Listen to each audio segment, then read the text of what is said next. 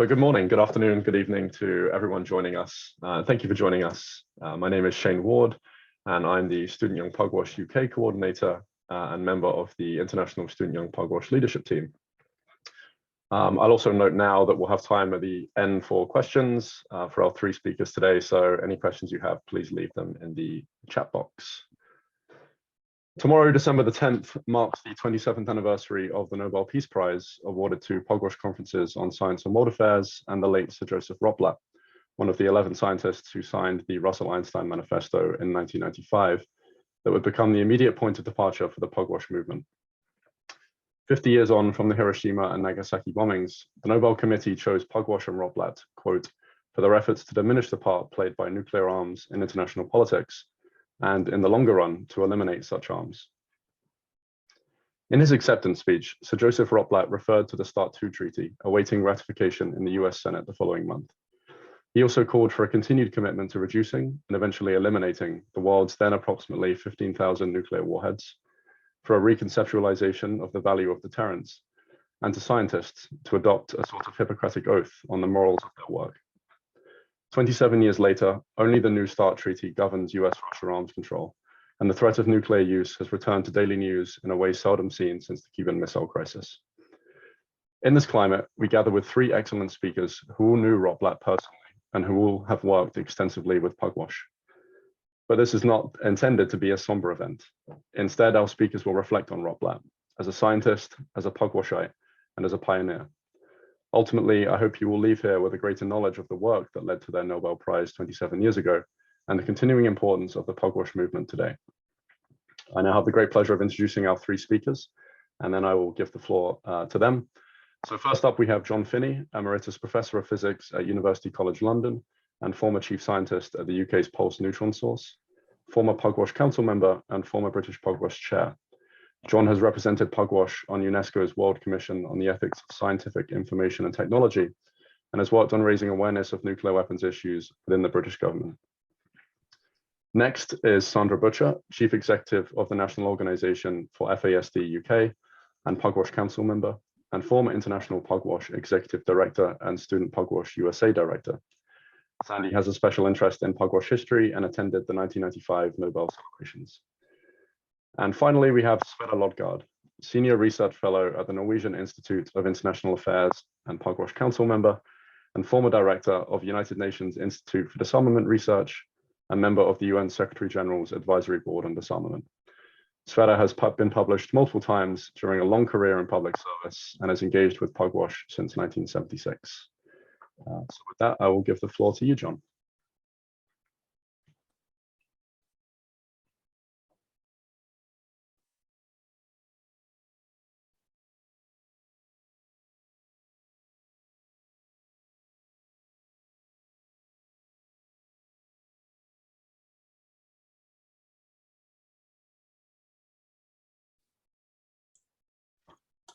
Thanks. I couldn't see the mute on my screen at that point. Okay, folks, welcome. I'm going to try to do something which I've only tried to do once before, because most people, when they think of Joe, think of the work he did on nuclear weapons. And I think it's important to realize and remember that he was actually a great scientist. And he made some major contributions in the early days of nuclear physics and in the medical uses of radiation. And so I'd like to perhaps concentrate also on his being a pioneer of nuclear medicine. Many of you have seen this quote: his short-term goal is the abolition of nuclear weapons. His long-term goal is the abolition of war. And I want to perhaps paint a little bit of a picture of how he actually got to that situation and say a bit about what he accomplished. Going back historically, he was born in 1908 in Warsaw. He saw hardship as a boy during the First World War. His father, who was a carter, had all sorts of financial problems because the government requisitioned all his carting horses. He essentially studied part-time. He went to the Free University of Warsaw and part-time evening study, where he graduated in physics and did early nuclear physics research in Warsaw. where he realized the implications of uranium fission, and then went on to work with Chadwick, who discovered the neutron in Liverpool from 1938. He did fundamental work on nuclear fission. He joined the Manhattan Project. He left the Manhattan Project for moral reasons. And post the Second War, he changed his research to medical uses of nuclear physics. He signed the Russell-Einstein Manifesto in 1955, which we'll come to later, and co-founded Pugwash, and spent the rest of his 96 years working to rid the world of nuclear weapons and the world of war. So let's say a bit about his science. He discovered several radionuclides. I think it's important to remember that the 1930s were essentially the beginning of a whole new field, the whole field of nuclear physics. And there was great competition, if you like, people discovering radionuclides around the place. He discovered evidence for the inelastic scattering of neutrons, which was an important building block to the growing edifice of nuclear physics. And this is one item which was specifically referred to in his Royal Society citation in 1995. He discovered induced radioactivity in nickel and cobalt, which is something that the great Enrico Fermi had failed to do. And he just demonstrated uranium fission relieved more neutrons than was required to make it to break up the uranium nucleus. And so realized the possibility of a chain reaction, and hence the possibility of a weapon of unprecedented power. He wasn't the first to publish this, because he went to his boss and said, hey, how about this? And they said, oh, well, yeah, I'm not sure you should publish this. And of course, then he didn't get the credit for coming up with this discovery. He moved after the war to advanced cyclotron development and the study of energy levels and other properties of nuclei with high energy beams of light particles. After the war, he returned from Manhattan Project to Liverpool, where he was put in charge of the department in Chadwick's absence on the war work, and a major figure in the development of UK nuclear physics. But then he wanted to exploit the positive uses of nuclear physics, and so began to work on nuclear medicine. And these are some of the things which he actually did in that field. He was the first person to use radioiodine to locate an interthoracic goiter, then the first use of iodine-131 from the UK's first reactor at Harwell. And he probably took the first X-ray in scanning mode. People had taken X-rays before, but he actually realized that if you scanned across it with a slit, you could do a series scan of the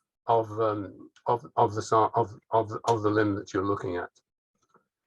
He studied the distribution of lead in an organism, and he was instrumental in developing photographic emulsion detection techniques for nuclear physics, which was a major, perhaps the major detection technique until the cloud chamber came along. And they explored the possible application of radioactive copper, iodine, and phosphorus in treating melanoma.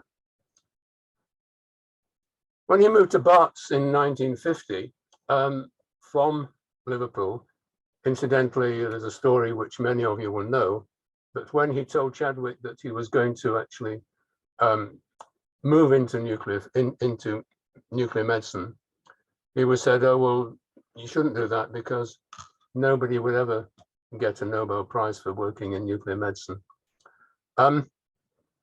So there were two major lines of work: using isotopes for diagnostic tracers and for targeted cancer therapy.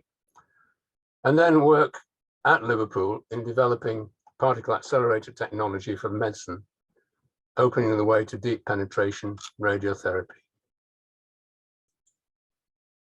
Some other things, a whole list of these things. And if you want to read more, then the Royal Society memoir, biographical memoir, is a good place to start.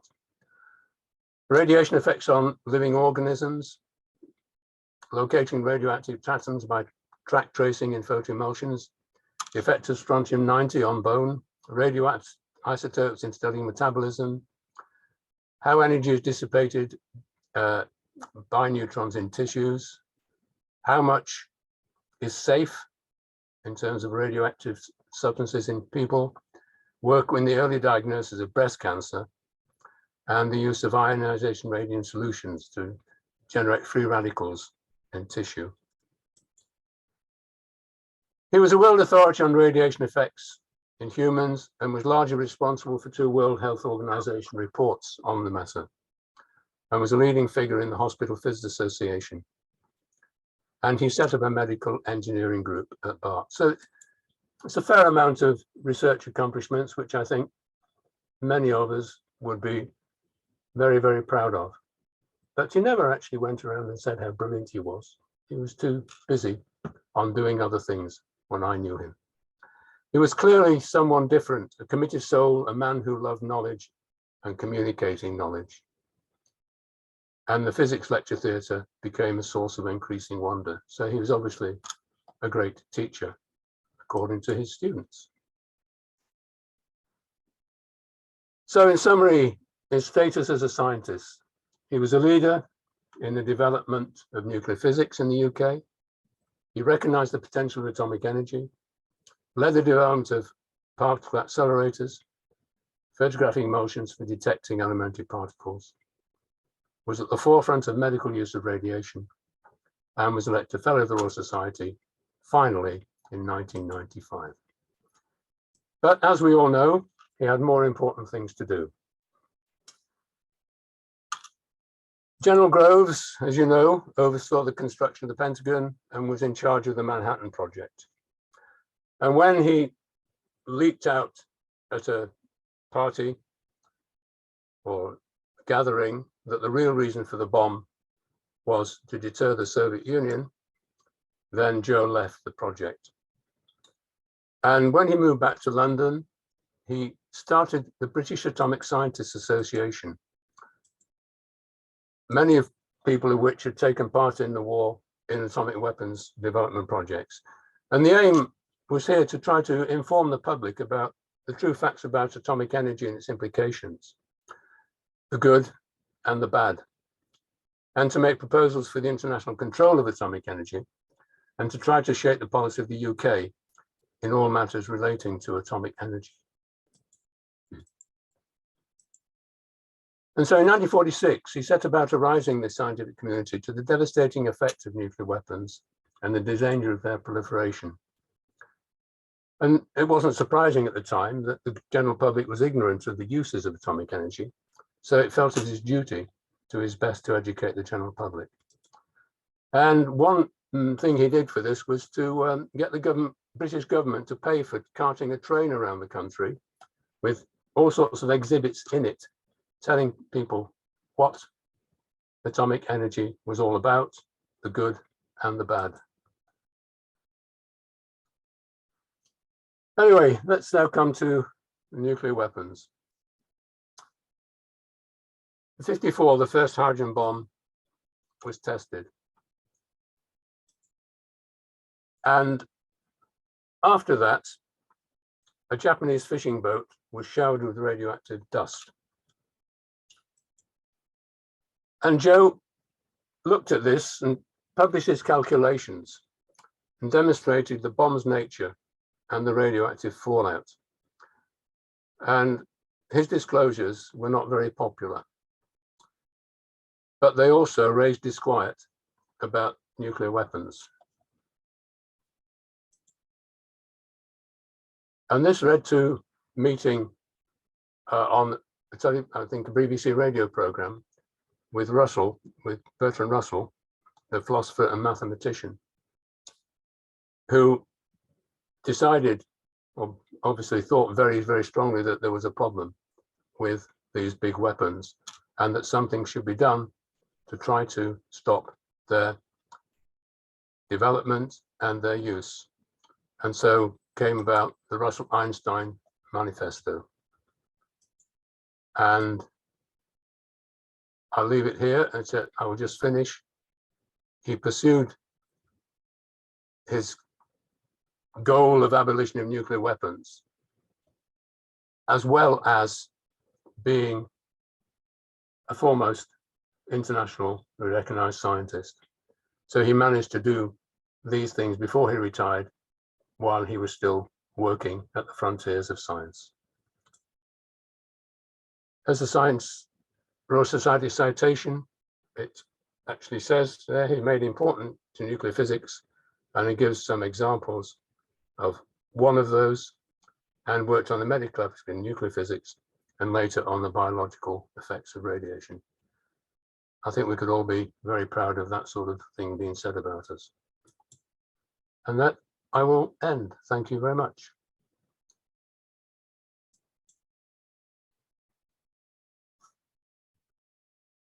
Great. Shane, you want me to just dive in then? Yeah, go for it. Okay. So I have the task to pick up from, there might be a slight bit of overlap, but basically I've been asked to do two things here, and it's not easy to do both at the same time. So it's not a straight history of what happened after that you're going to get. I'm going to be talking also about how bringing the next generation along was always part of what was going on at Pugwash, because I think that's really important. So basically, I'm going to cover too much. Apologies ahead of time, but I put this picture of the Concorde there because it brought back a memory for me of, as anybody who knew Joe Rotblat knew that he was not one to extravagances, but he did allow himself the one extravagance. He wanted to fly on the Concorde before it was grounded, and he did that coming to DC one time. And I'll never forget that there was a toy that he brought for my child at the time, and he was talking about how there's so little space up there, and I was just touched that he actually thought about a younger person while he was doing this kind of dream of a lifetime. So I'm just going to talk about how bridging the generations has always been part of Pugwash's DNA, and that redefining dialogue and the boundaries of discussion runs through the Pugwash history, and how the engaging young people is essential to meet the defined Pugwash goals as well. Oops. I won't stay on here, but obviously the Bikini Atoll, the Castle Bravo test was a defining moment for getting scientists to raise the alarm, basically. And as John mentioned, Raplet met Russell at the BBC at a panorama program. Then a Japanese scientist, Nishiwaki, shared data with Joe Rotblat that led him to determine that this was a different kind of bomb. It was a fission bomb. And Rotblat and others began to recognize the kind of impact. So meanwhile, behind scenes, Rotblat he stayed in touch with Russell and had been very much involved with Russell then coming to the conclusion that it was important to reach out to other scientists. And in the letter that he wrote to Einstein, he said, scientists have and feel they have a special responsibility since their work has unintentionally caused our present dangers. And signing that was the last act of Einstein's life. And Prof said that this gave the manifesto extra poignancy. It was the last message from the man who was the symbol of the great heights the human intellect can reach, imploring us not to let all this be destroyed by human folly. You'll see I have a bunch of quotes through here. I think it's really important to bring the voices of people into the room. And sadly, there's not that much that actually exists in terms of audio. And but here is a bit. This is Bertrand Russell reading out a portion. I hope it works. Please stop me if you can't hear it. The tragic situation which confronts humanity, we feel that scientists should assemble in conference to appraise the perils that have arisen as a result of the development of weapons of mass destruction, and to discuss a resolution in the spirit of the appended draft. We are speaking on this occasion not as members of this or that nation, continent, or creed, but as human beings, members of the species man, whose continued existence is in doubt. The world is full of conflicts, and overshadowing all minor conflicts, the titanic struggle between communism and anti-communism. Almost everybody who is politically conscious has strong feelings about one or more of these issues.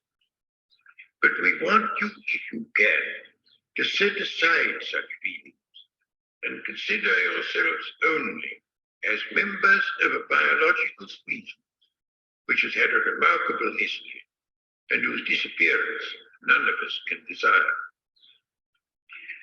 We shall try to say no single word which should appeal to one group rather than to another.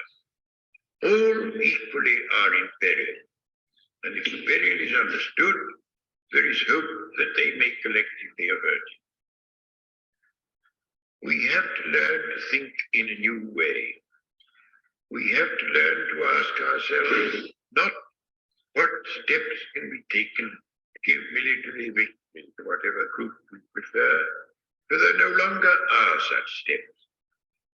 The question we have to ask ourselves is, what steps can be taken to prevent a military contest of which the issue must be disastrous to all parties?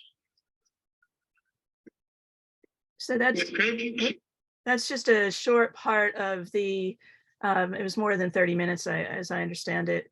But the important thing for what I want to point out is that Joseph Raplet was the youngest signatory, and he chaired that session, and that's his knee there. You can see him right next to Russell. So from the very start, the movement spanned generations, and I think that's really important to know. Another young person at the time, Ruth Adams, said that the manifesto is like finding a crack in the Iron Curtain, especially to me and to many of those in my generation in that setting. It gave meaning and set a principled direction that we could follow with enthusiasm.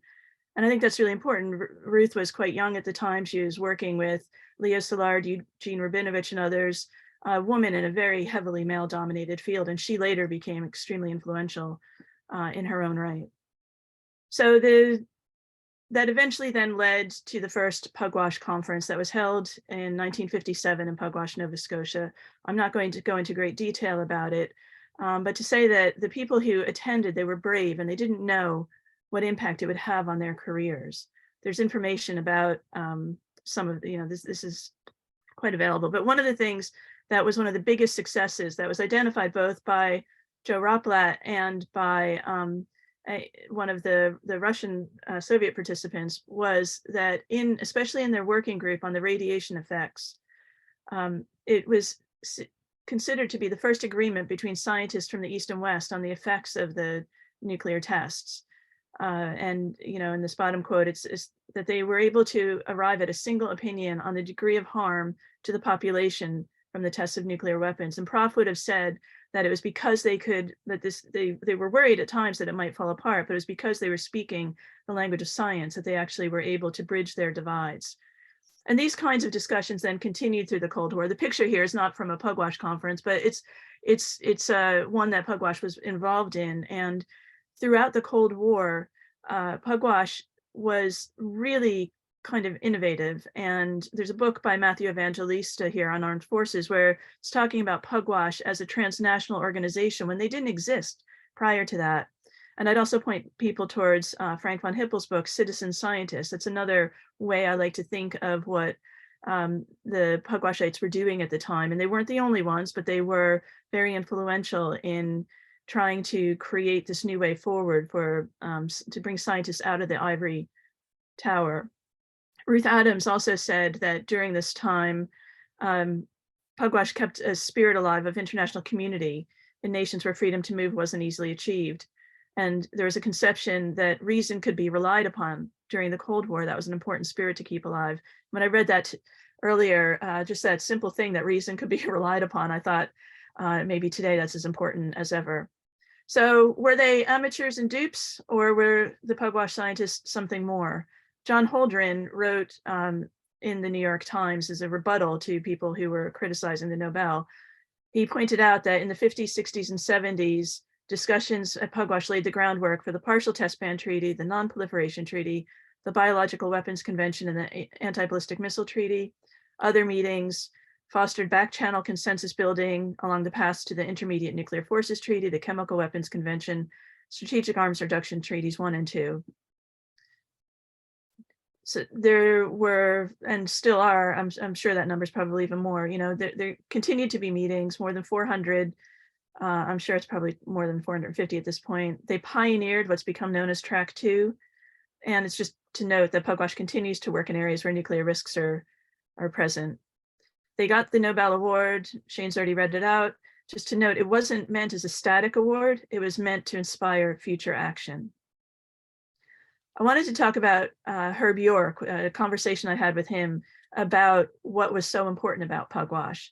And he said that the important thing that Pugwash did is it enabled people to meet each other at a time when there were no other good places to do that, particularly from the East and West. He said the number one thing that Pugwash did was to provide a venue. And he said that the remarkable thing about that was that while a lot of people might try to do that, and anybody can identify former officials and invite them to come, the trick that Pugwash succeeded at was inviting future officials. That's the trick. That's the hard part. Primakov was an ex-former minister when he came. He became foreign minister.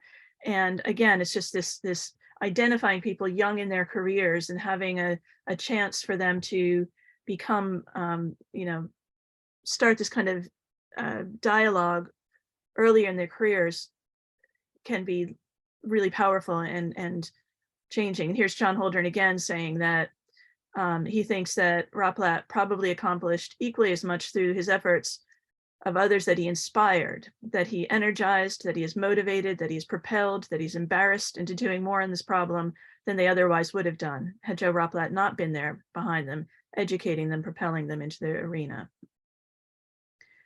So Pugwash has always welcomed talent across the generations. And in fact, he used to, Raplet used to tell the story of when he first met John Holdren. He thought John Holdren was a lot older and he had invited him to be an important part of a meeting. And he was really shocked when he saw John Holdren step off the plane because he was so young. But the important thing for what I'm trying to say is that he gave him the chance. And, it ended up with Holdren giving the Nobel address on behalf of Pugwash.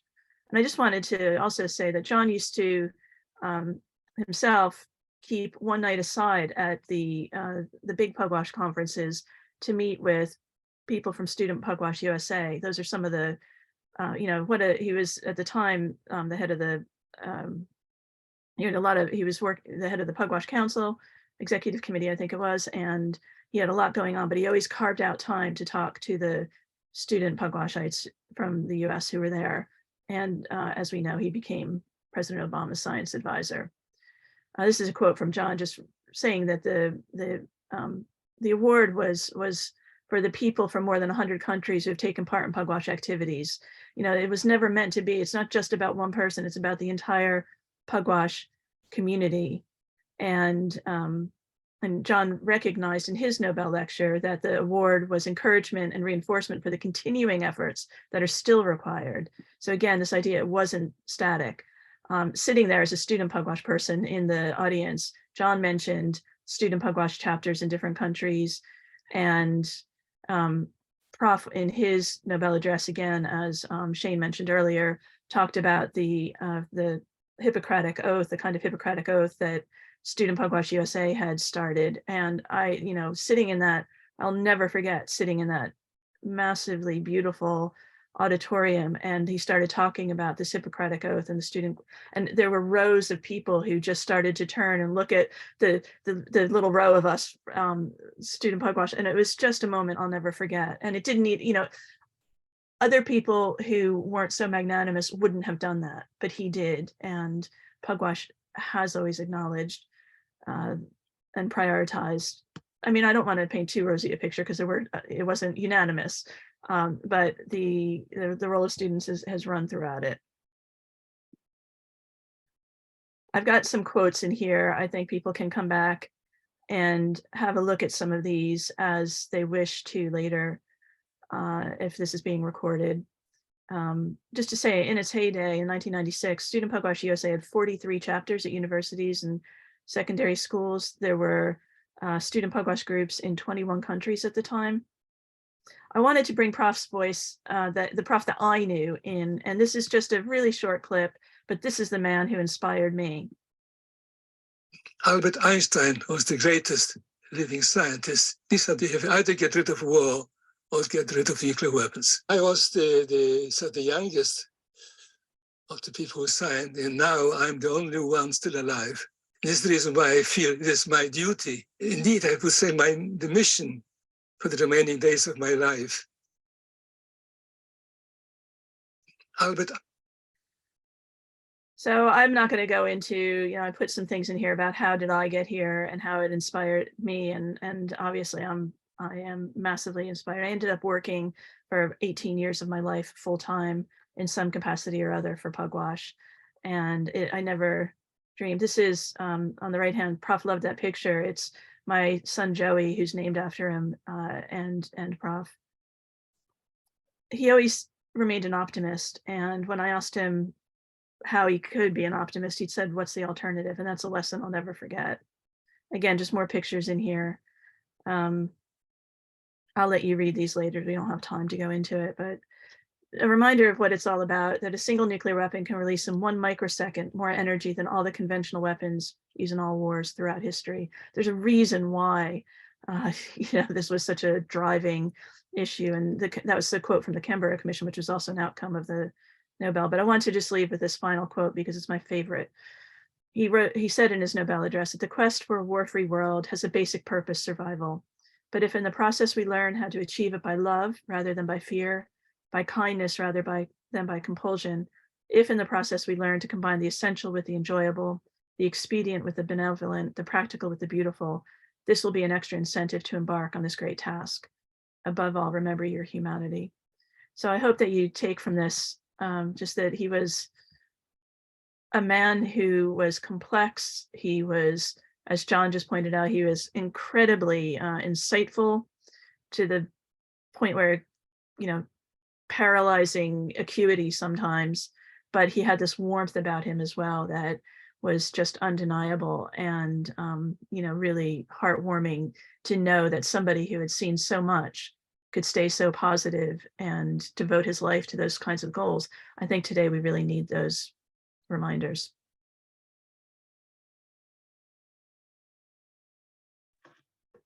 Yeah, thank you, Sandy. We'll move on to Sverre, if that's okay. Just keep an eye on the time.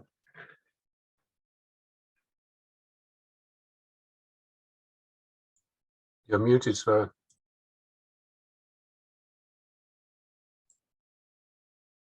We have come to 1995 and the Nobel Award, the ceremony in Oslo. And when Joe came for that occasion, he had a personal one-liner ready-made. He said, during the first 80 years of my life, nothing much happened. But then all of a sudden, there was a hell of a lot of noise. We knew, of course, that this was a gross understatement. His participation in the Manhattan Project had tested his human conscience under dramatic circumstances, and his personal losses during the war had hit him in ways that were too painful to talk about. But in 1995, he was here in Oslo to receive the Nobel Prize, a crowning testimony to a remarkable life. I think the Nobel ceremony, without pomp and luxury, yet solemn and dignified, was to his liking. And I believe that he was heartened in particular by the crowd that greeted him, candles in hand. Everybody wanted to have a bit of him those days. In addition to the formal events, he was fast walking between improvised meetings, and I think he loved it all. A hell of a lot in a few days. His Nobel speech was a masterpiece. Joe was a visionary man. The Russell Einstein Manifesto had argued that the prohibition of nuclear weapons would be a useful first step, but not more than that. They said it exactly that way. Because as soon as war broke out, the big powers would set to reintroduce them. Therefore, war as an institution had to be abolished. Over the years, Joe came to weigh those prohibitions of nuclear weapons and of war a bit differently. Rebuilding of nuclear weapons would take a considerable time, he said in his speech, and in that time the disputes might be settled. And later Pugwash discussions and studies have explored how the reconstitution time can be maximized while emphasizing the path dependence of nuclear disarmament. The world would change as disarmament progresses, and at the threshold to elimination, it would almost certainly be a more cooperative place. Today, the thrust is on elimination of the weapons, find a way to coexist without nuclear weapons or perish. The latest manifestation of that being the Ban Treaty.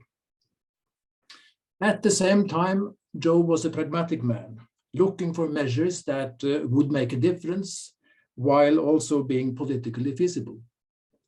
In his Nobel speech, he highlighted two specific propositions: no first use and societal verification, both of them very well chosen and both of them thoroughly discussed at Pugwash meetings.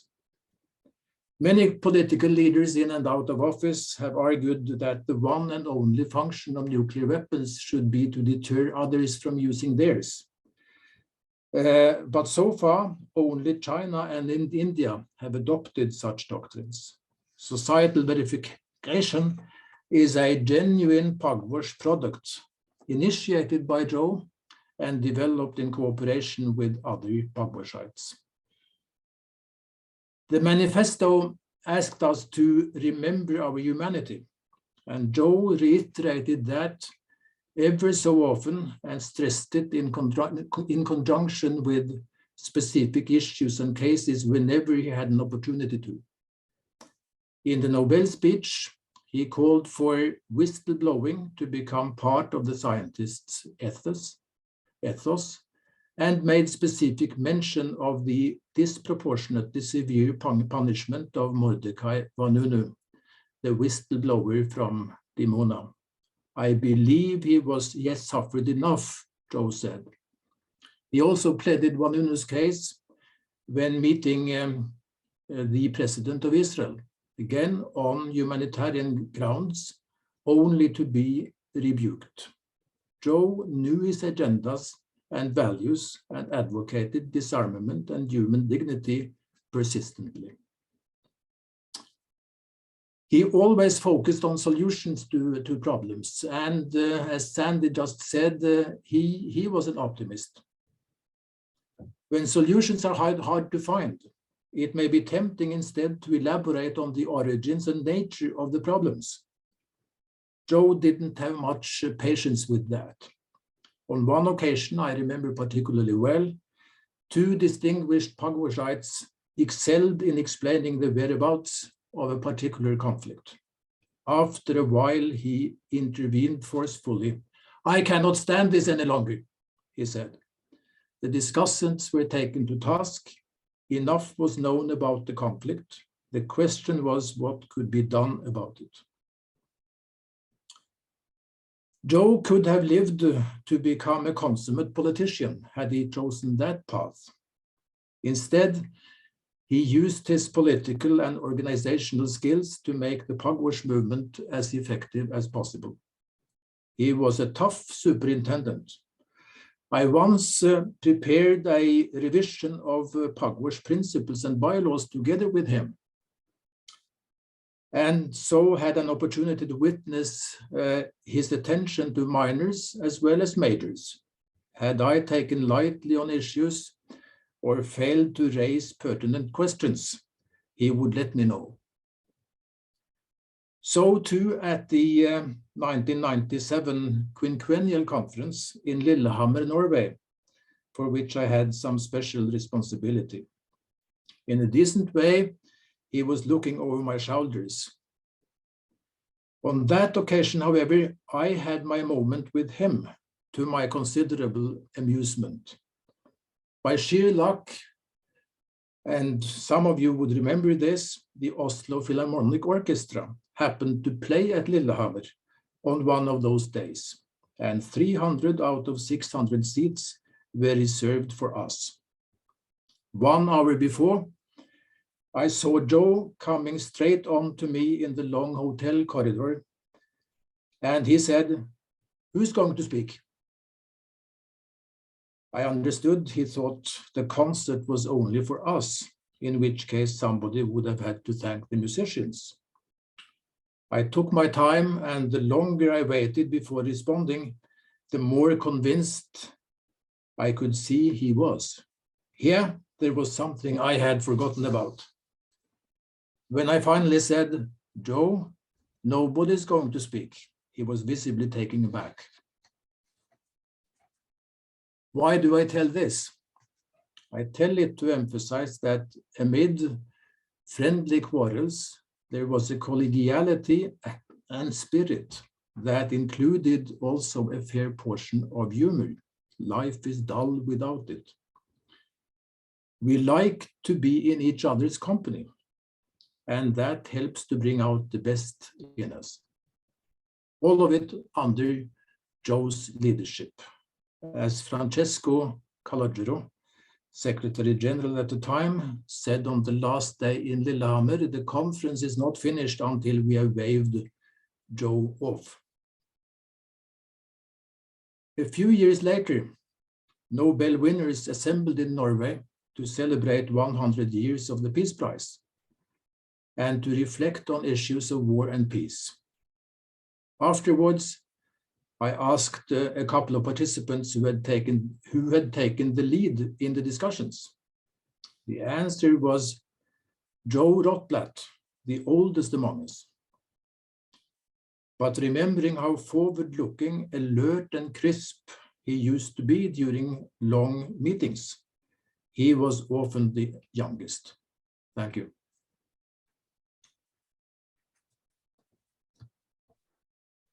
Lovely, thank you, Sver. And thank you to Sandy and John as well for their remarks. I think that was really sort of a nice overview of some of Rotblat's achievements and why we're sort of gathered here to remember him, but also the importance of Pugwash then and hopefully now. And that's really what I'd like to get to with some questions. So as I said at the beginning, the floor is open for anyone who would like to ask a question. I'd encourage you to put it into the chat.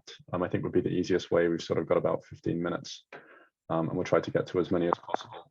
I'd like to ask, I think, just using speaker privilege while we wait for some questions to come in. You've all had a really different and storied history with Pugwash and with Rotblat.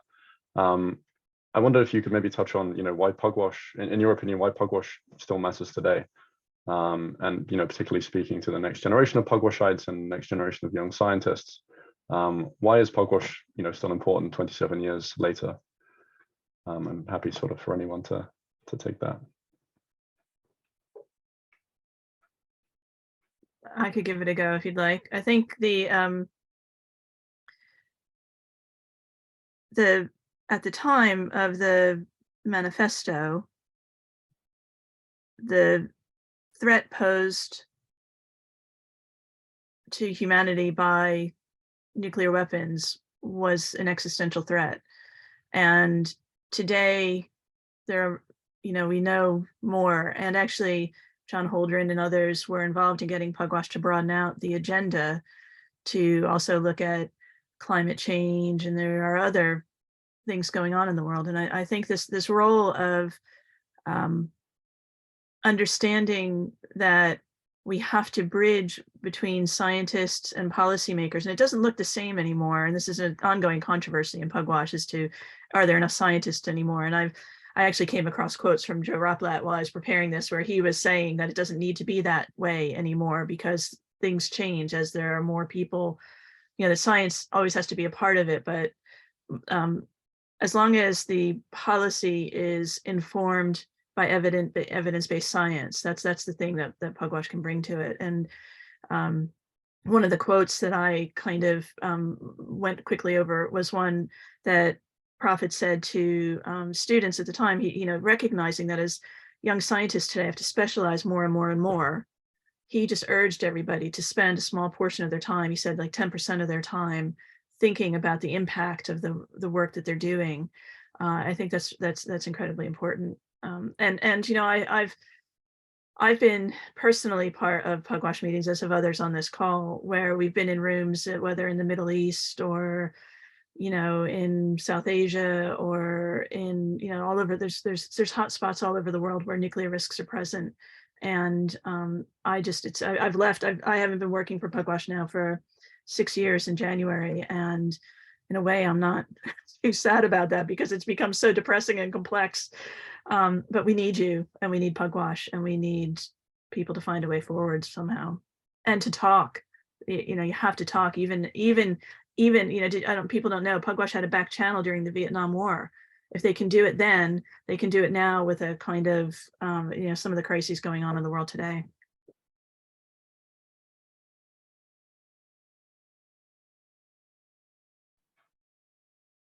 John, Sveta, would you like to say anything?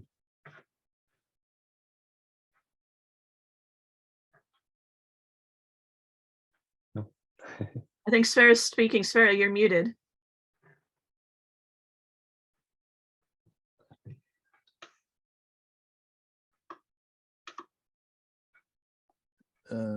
Shane, may I speak? Yeah, one moment. Let's just see if No. there we go. I believe the world is transitioning from one order to something else we do not yet know. And that transition period is particularly difficult because more is at stake, more than usual.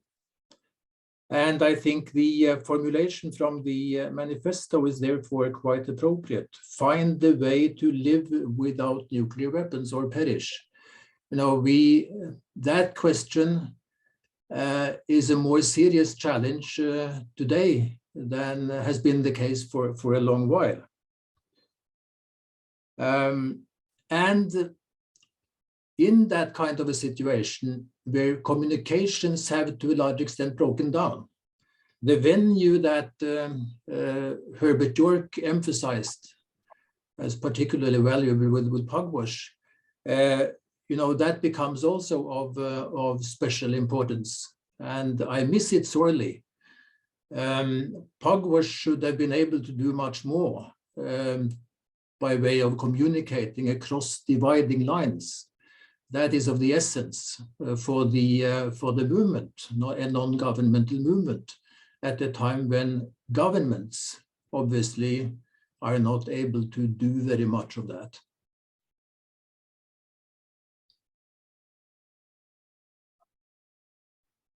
Yeah, thank you, Sveta. Douglas, you had something. Yes, I thank all the speakers for a brilliant recapitulation of Joe Rotblat. The Rotblat message is substantive and enduring, and needed even more today, as Sandra hinted. When I stopped being ambassador for disarmament in the late 1980s for Canada, Joe Rotblat came to me and he asked me to join Pugwash, and I said, no, I don't know enough. They're all experts on nuclear weapons, nuclear disarmament. And Joe said, no, he said, you learn. And well, I guess I learned enough, but my knowledge is far inferior to Joe's, other people in this program. But I do want to pay my own tribute to him in this way. In 2009, I was presented with a portrait of Joe Rotblat. I hope you can see it there now. If I'm holding it just right, I just want you to capture the mood of this wonderful painting by a Nova Scotia artist named Tom Forrestal. And in the inscription of this painting, it says, so many look, so few see. Joseph Rotblat, one who could see. And as Sandra referred to the inspiration that Joe gave so many people, he inspired me, and more than just a passing inspiration, he's been a constant inspiration in my life, and I want to pay my own personal tribute to him for mentoring me at a very crucial stage in my own career. Thank you. Yeah, thank you for that, Douglas. Francesco, did you have a question? First, Shane, thank you so much, and very many thanks to John, Sandy, and Sverre. In 1985, Joe wrote a paper to the Bulletin of Atomic Scientists on the occasion of the 40th anniversary of Hiroshima and Nagasaki bombing. I wish to read the conclusion of this paper by Joe. After 40 years, one question keeps nagging me. Have we learned enough not to repeat these mistakes we made then? I am not sure even about myself. Not being an absolute pacifist, I cannot guarantee that I would not behave in the same way should a similar situation arise. Our concept of morality seems to get thrown overboard once military action starts. It is therefore most important not to allow such a situation to develop. Our prime effort must concentrate on the prevention of nuclear war, because in such a war, not only morality, but the whole fabric of civilization would disappear. Eventually, however, we must aim at eliminating all kinds of war. And it seems to me that these words are specially updated for the present general situation. Thank you.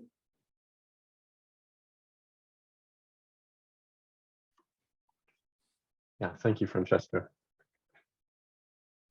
I think we're going to have a question in the chat in a minute, or Ezra actually has raised his hand. So, Ezra. Cheers. Hi, everybody. Just going to turn my camera on to ask my question. So my name is Ezra. I'm the director of ISYP. Shane, really, really well done. And thank you to the panelists for the wonderful presentations. So in the spirit of sort of asking a question, which I think is sort of what Shane asked, I'd love to just sort of pose, it's a general question, but I'm doing that on purpose because I'd like the three of you to sort of take it where you will. What would Joe think of this new world that we live in today? So you sort of acknowledge that, right? Where the world is moving into a new order of sorts that we still don't know where it's going. But I think it'd be really, we've talked a lot about sort of the macro picture of needing young people, needing to affect change, and that's all wonderful. But I'd love to hear, I guess, a little bit more about how you think he would see the world in its current state. Thank you.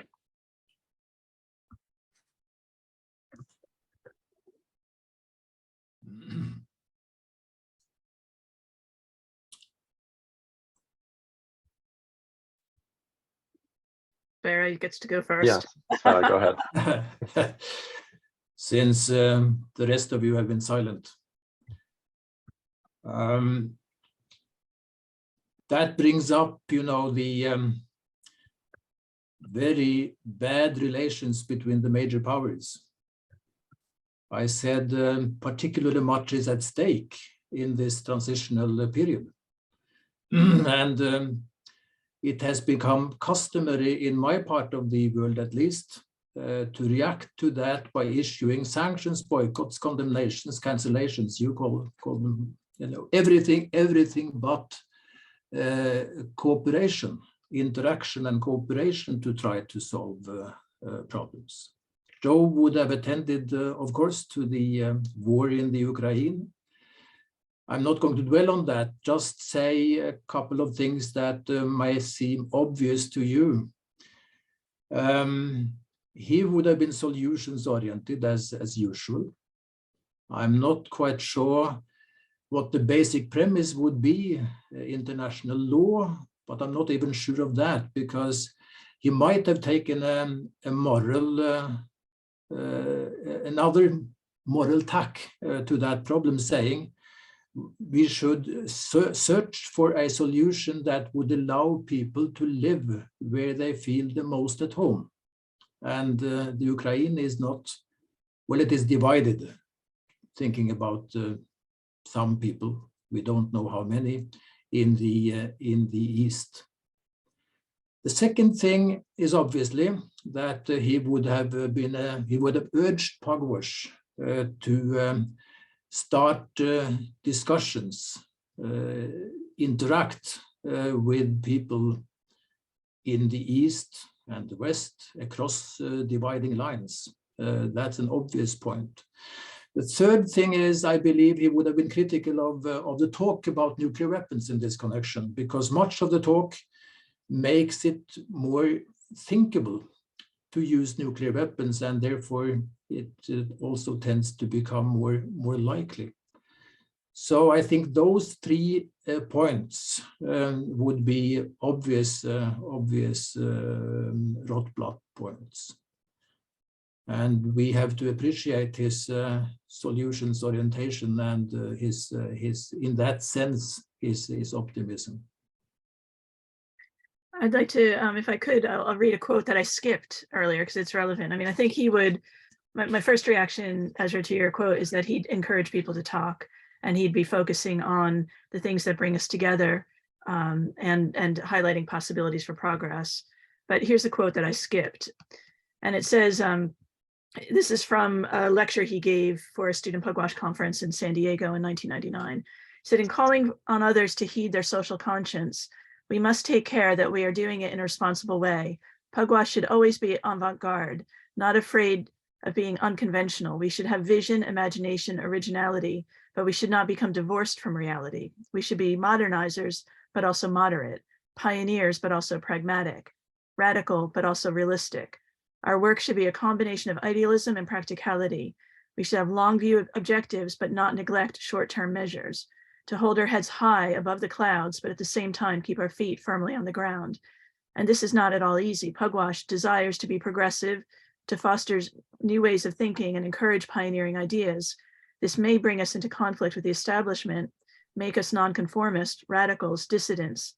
Dissidents can be said to be part of our ethical code.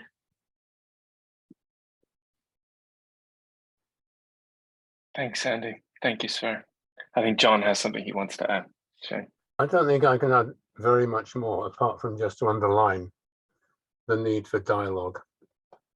And if you can't get the politicians to talk, then you need to establish other channels, as was done during the Cold War. And it ain't easy in this situation. I think he would have been, I think it's a bit presumptuous for me to say what I think Joe would have done. I know he would have been very worried and very, very bothered. Perhaps even more so than he was when the Bush nuclear ideas came out, when he thought Pugwash ought to be taking a different route from what it was doing. But he would be looking for ways around the problem and not stopping because he couldn't see anything in the first place. Thanks, John. I'd like to take the opportunity just to briefly say that, it's really great to have everybody here and to be hearing this, and for Shane to have put together this event. I think is really important.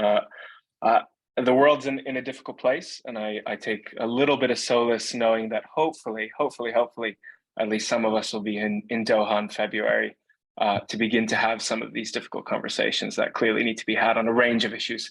So yeah, thank you all for being here. Shane, the floor is yours, my friend. Well done. Thanks again.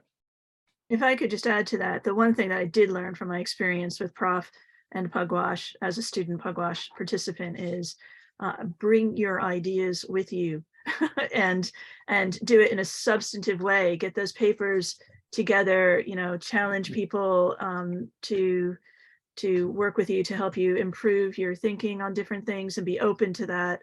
But to have those discussions, because we were often told as student young Pugwashites at the time that we were looking at the social consequences of genetics and things that Pugwash itself wasn't doing, but we were doing, and bring those ideas. We were widely celebrated for doing that. And I think, now more than ever, your thoughts are important to the movement. So bring them with you. Yeah, thank you, Sandy, and thank you, Ezra, for the question. I think that's I think a nice way to wrap up. Hopefully, a little bit more optimism and about the current situation and the role of Pugwash in that. So I'd like to take the opportunity to thank our 3 speakers, especially for their time this evening, this afternoon, wherever you are. John, Sandy, and Sveta, thank you very much on behalf of everyone here and ISYP and SYP UK for coming and sharing such fantastic stories and remarks with everyone, and for ending on such a lovely note. As I mentioned, the recording will be available online afterwards. So for anyone who missed it or would like to sort of recap what was said, feel free to check that out, and we'll promote it when it's available. So with that, thank you from me, and yeah, enjoy the rest of your day. Thank you very much. Thanks, everyone.